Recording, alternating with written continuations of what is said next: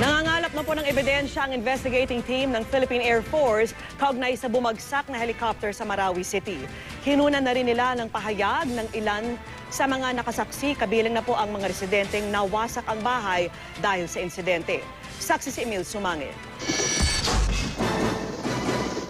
Humigit ang katawan, nagpaikot-ikot bago tuluyang bumagsak. Isang araw matapos ang pag-crash na yan sa Sokol chopper ng Philippine Air Force. Kinalap na ng investigating team ng hukbong panghimpapawid ang ilang ebidensya gaya ng black box, baterya at iba pang aparato. Yan ay para malaman kung bakit bumagsak ang chopper na brand new nang i-deliver noong February 2012. Pero ayaw pa nilang magdetalya tungkol sa investigasyon. Babalik pa kasi sila sa site bukas para ituloy ang pangangalap ng ebidensya. Ang mga nakasaksi naman sa chopper crash, kinuna na rin nila ng pakayan. Kabilang sa mga saksi na akin din nakausap, si Irish Claire Rituerto, nakasama ang 5 taong gulang na anak nang mangyari ang crash pasado alas 2 kahapon. Malakas yung hangin tapos hindi ko na nakita kasi ang dami ng alikabok, mga bato at tumilapon. Yung mga pasahero, nakita mo pa dyan sa loob? Isa lang yung nakita ko bumaba. Oo. Humihingi siya ng tulong, ano sabi niya? Wala, sabi niya takbo.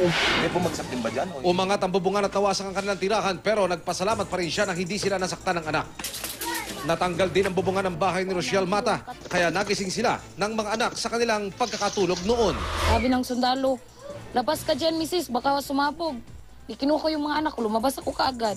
Naka-standby pa rin sa crash site ang BFP ng unang rumesponde kahapon. Kwento nila, binomba nila ng kemikal ang paligid ng bumagsak na chopper para hindi na lumala pa ang sitwasyon. Nung tinanong ko yung pilot kung babanat ba kami, sabi niya mamaya na. Kasi yung makina pala niyan hindi pwede basain kasi under investigation pa. So yung may kunting tagas na langis, yun lang po ang pinasuppress ng itong foam. Nananatili namang grounded ngayon ang 7 iba pang Sokol chopper ng Air Force. Mula rito sa Marawi, ako si Emil Sumangil, ang inyong saksi.